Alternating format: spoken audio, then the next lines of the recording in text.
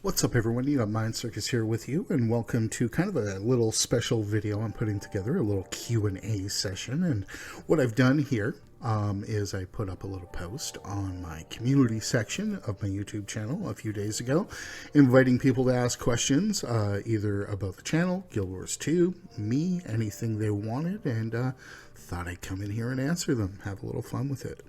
So, before we get started, hey, if you're new to the channel, new to Guild Wars 2, just haven't done so yet, currently farming likes and subscribes, you know the do. Click below the video, greatly appreciated. Glad we took this moment. So with that out of the way, hey, let's get started. The first question, I'm actually going to kind of answer two at once here. One is from GrimDark Half Off, and the other is from Mayome Marie. And Grim's question is, what class do you most gravitate towards for your playstyle and why?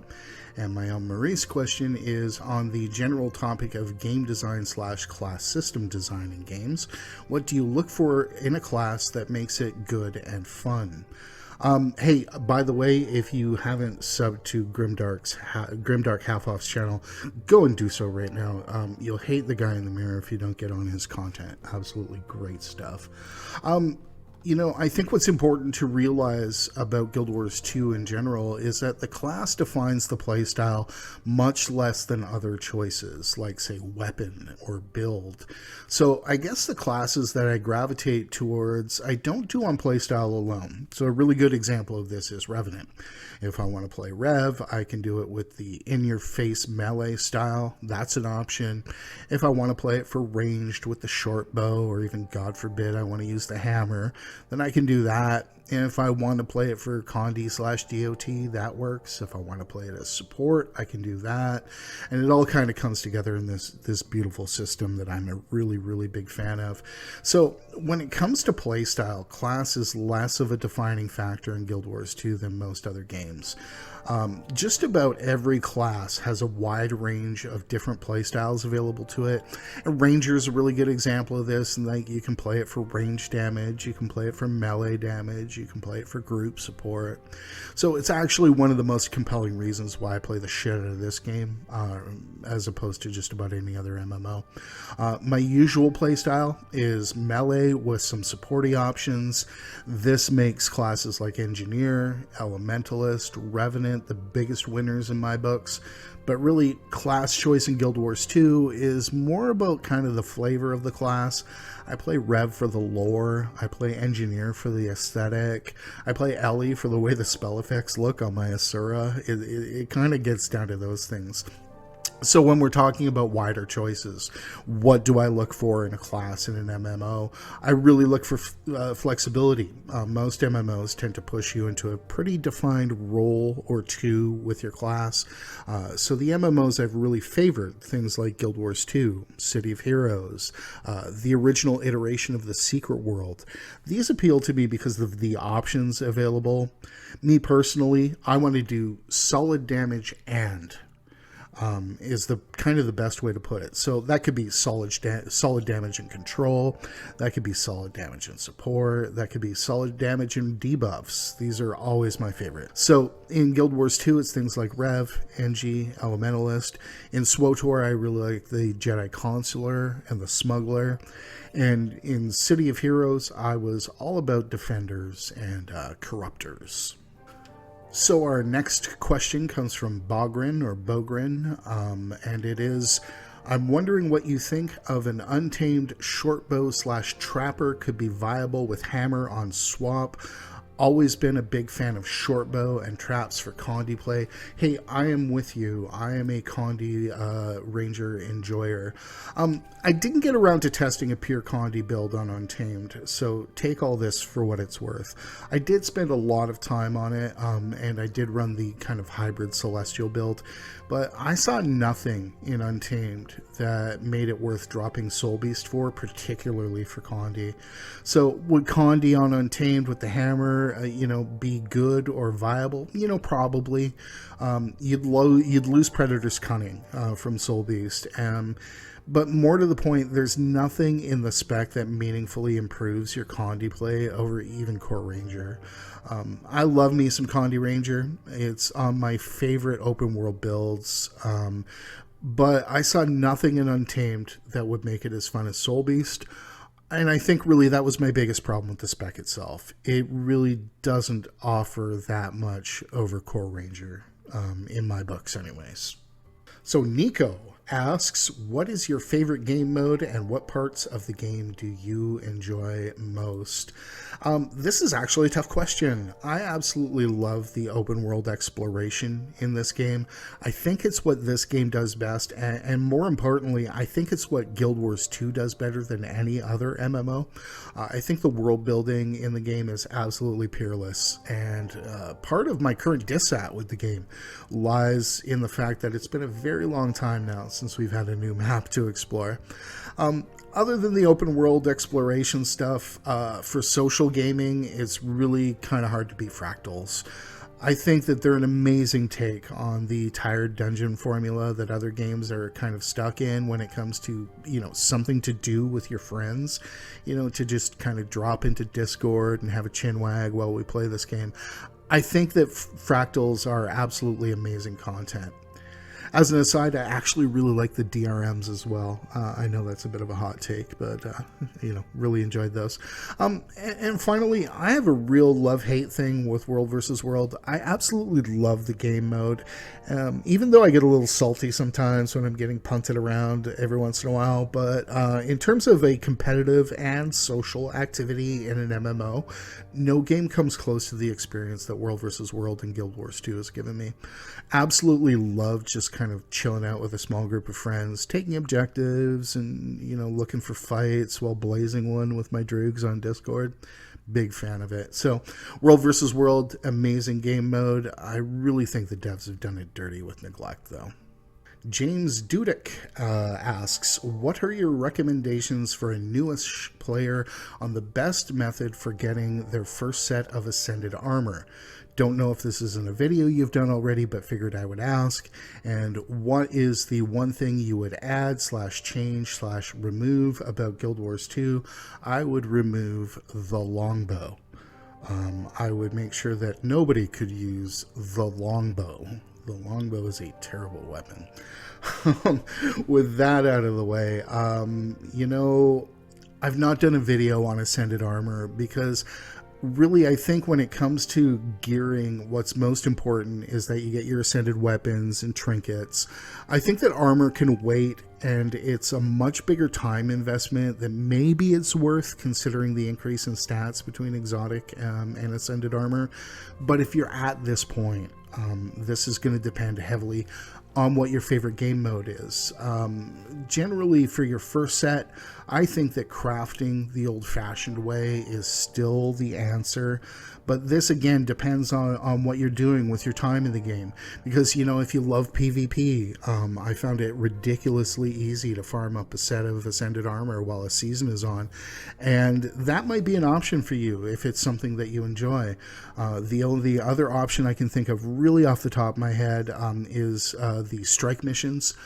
If you're willing to no-life some strikes for a while, the absolutely easiest, cheapest Ascended gear, and I wouldn't go for the weapons there, but for the armor particularly, the stuff that you get from Senior Crystallographer Smoxy in Eye of the North is the cheapest way to go if you're looking to kind of earn it that way. But the real answer here is to play the content you enjoy and leverage the rewards towards your Ascended gear. So, if you like Fractals or World vs. World, there are paths there, and the armor box drops are much more common in Fractals, particularly over T3 and World vs. World. I've seen a surprising number of armor boxes drop there. But if you like the open world metas, things like that, just liquidating your rewards into crafting materials is your best way to go. So my approach is kind of always been to just play the content I enjoy and then leverage the reward systems accordingly. And really that's kind of the best way to go. So if you're doing that open world stuff, just start, buying those ascended materials, make sure you're doing your daily crafting, etc. This next question kind of tickled me a little bit. This is from Gail Brookhart, one of the bigger contributors to the comments on the channel. My tunes want to know if they can be extras in a Mind Over Meta video. I'll stand ready to be cannon fodder and serve as a cautionary example of how not to play the game. I think actually that's the focus of this channel, how not to play the game. Hey, at the risk of putting a couple of people out of jobs, if you want to pitch in or serve as an extra, you know what, shoot me a mail in-game at mindcircus.1506. Make sure it's got your account name on it. Let me know that you're available for science, and I'll just put you on my friends list and reach out when it's time to do so. I would love to have a few other people to bug for these things. I'm a little worried about kind of wearing out my welcome, so to speak, on the few people that I've been using as stand-ins. People like Cattywampus or Aldel tend to get used a lot on this channel. So yeah, if you want to pitch in, absolutely, shoot me an in-game mail to mindcircus1506, and just make sure that you have your account number on there, so I can just add you as a friend and hit you up when I need some help. So the next question is from Pure Evil. Advice on how to start or before starting your legendary armor set as a casual, perhaps. I'm still collecting legendary trinkets, but it would be nice to start getting my legendary armor as well. This is a really tough question, actually. I asked myself, am I a casual? And really, I hate that word because it gets misused so much. In general, I'm just going to put this out there that I don't think legendary armor is really a casual goal in this game. It's an intensely grindy process, and I think it's mostly there to provide the more dedicated players in this game something to do. So, you know, to put it all in perspective, I have one set of legendary armor across all of my characters. I did that in World vs. World. I have 0 legendary trinkets, and working on the one currently from the Return to achievements hasn't been a lot of fun for me. It's just not what I enjoy doing in this game. So, you know, for casual players, there are really 2 options. One is World vs. World, and if you're looking to kind of start in on that, just start doing your dailies there. Build up your rank if you've never played any World vs. World. You can really just slowly chip it away at it bit by bit at your own pace in World vs. World. The other option is going to be raids. The raiding option in this game is really casual friendly. I'm going to be the one who says that. I know it's a bit of a hot take, but it's much less time intensive. It takes much less dedication than just about any other MMO. It has the added benefit, the raid armor, of having some of the really nice skins. It takes a lot less time to get if you're willing to raid. So I think raiding in this game is very accessible. I would recommend joining a guild that raids and has a sensible approach to the game mode. And if legendary armor is your thing, you know, that's probably where I would start, was just getting into raiding and finding a good group of people to, you know, start doing the raids with. And now Peleus has a very interesting question here. Many worlds theory or Copenhagen interpretation? And for this, we're going to have to do a little science.